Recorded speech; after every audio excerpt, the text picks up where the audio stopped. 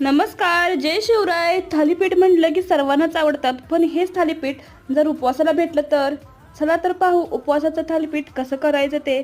साहित्य: भिजवलेली शाबू, खिसलेला बटाटा, मिरची आणि मीठ. सर्वप्रथम प्लेटमध्ये भिजवलेली शाबू काढून घ्यायची आणि अशा प्रकारे मॅश करून घ्यायची. तुम्ही वाटीनेही मॅश करू शकता.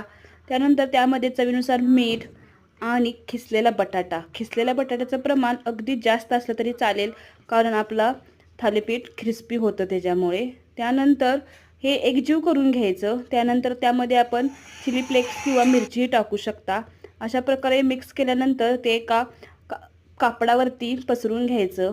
अशा प्रकारे तव्यावरती टाकून थोडेसे गोळे करायचे. आपण थालीपीठ भाजतो तशा प्रकारे गोळे करून हे झाकून ठेवायचं आणि तयार आहे आपलं उपवासाचं थालीपीठ, शाबू थालीपीठ.